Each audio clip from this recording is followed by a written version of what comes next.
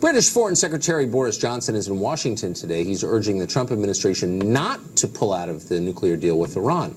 Tensions with Iran are not Britain's only foreign problem, though. Recently, British members of parliament were told by a former government official that the country's illegal immigrant population has surged past 1 million on the island.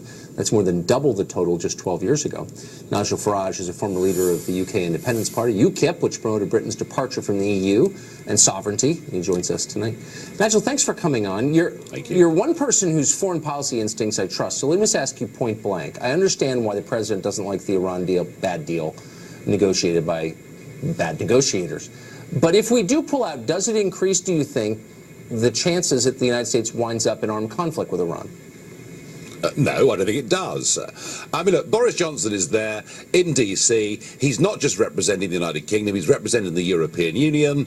The Iran nuclear deal was a globalist deal. In fact, a form of appeasement, if you like. Now, you know, if you believe what Prime Minister Netanyahu of Israel is telling us, the Iranians are breaking the deal anyway. Better, frankly, to be straight about this, to cut the deal. I think Trump's doing the right thing on this. I do not believe that Boris Johnson will change his mind. And does that make conflict inevitable? No, of course it doesn't. Good. Well, that's reassuring. So does 1 million illegal immigrants in the UK make some kind of civil conflict inevitable there? It's a lot of people for a small place. Well, I tell you what it does do. It makes a conflict between voters and politicians very inevitable. Look, the figure's not 1 million. The figure is at least 2 million. The 1 million figure that's being talked about are those that have been here for more than 10 years. And we're back to Boris Johnson. Boris Johnson is proposing that we have an amnesty for at least 700,000 of them. Now, if we do that, we send out a signal to the whole world that Britain is a soft touch.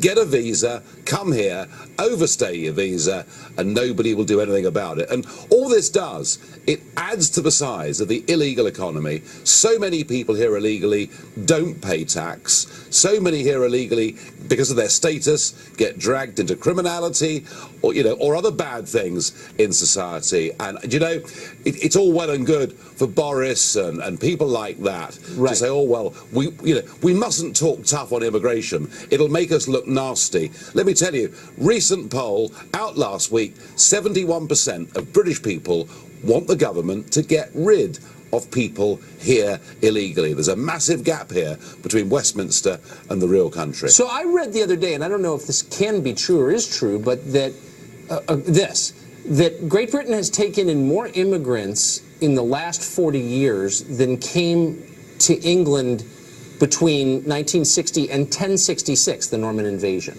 That the population is completely, that's true? It's a completely different place.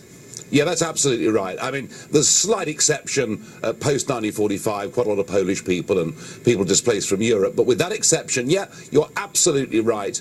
You know, we were taking in a 5-year period, more people than had come in the previous 1,000 years. And that is the extent to which immigration, both legal and illegal, has been completely out of control. Tony Blair started all of this. He wanted to fundamentally change the shape of our country.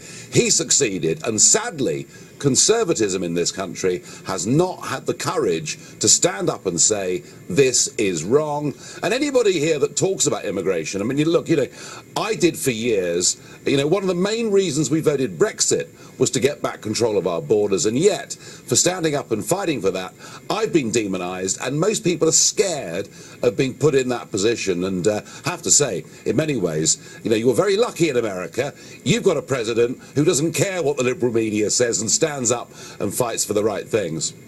Yeah, because no one ever asked for this. This isn't democracy. I agree. Nigel, thank you. It's great to see you. Thank you.